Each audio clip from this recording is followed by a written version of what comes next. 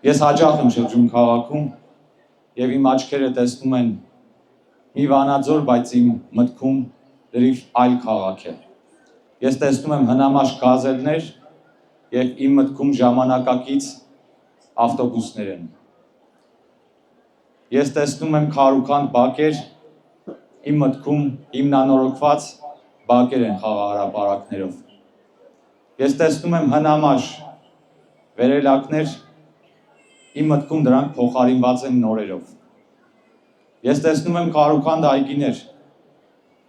իմ մտքում դրանք հիմնանորոգված են։ Սա շատ գեղեցիկ է հնչում, ես դա գիտեմ։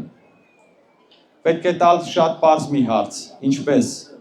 ջանք են գործադրել բավականին մեծ եւ 90-ական թվականներից կուտակված հսկայածավալ պարտքեր քաղաքին վերադարձվել են Վանաձորի բյուջե։ Եվ պարոն Փելեշյանն էլ այստեղ ահագին գործ ունի արած։ 2 միլիարդ 300 միլիոն դրամ պարտքի մասին է խոսքը, որը հիմա քաղաքի բյուջեում դրված է։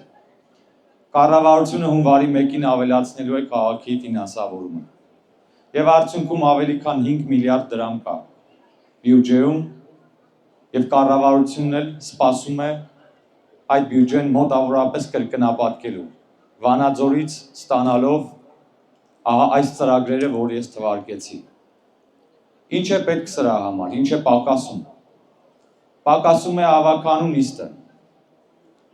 Պակասում են այն ավականու անդամները, ովքեր 2021 թվականին թակել են ձեր դռները, խնդրել են ձեր քվեն, ստացել են այն, դարձել են ավականու անդամներ եւ չեն հաճախում նիստերին։ Հարցը քաղաքական չէ, ոչ մի քաղաքական հարց չկա։ Վանաձորը եւ վանաձորցիները հոգնել են արդեն Վանաձորում այս քաղաքական քաշքշուկներից։ Սեղանին դրված է Վանաձորի զարգացման հարցը։ Եվ ես հավատալով ավականու անդամների ողջախոհությանը, այդուհանդերձ ուզում եմ ընդգծել, որ ես թույլ չեմ տալու այս ծրագրերը մնան սեղանին եւ փշուր լինեն։ Ես թույլ չեմ տալու կաթվածահար անել Վանաձորի զարգացումը, ամփոփելով խոսքս։ Շնորհավորում եմ ձեզ եւս մեկ անգամ։ Ուզում եմ վստահ լինեք համառ եւ հետեւողական աշխատանքով, քայլ առ քայլ ոտքի են կանգնեցնելու քաղաքը։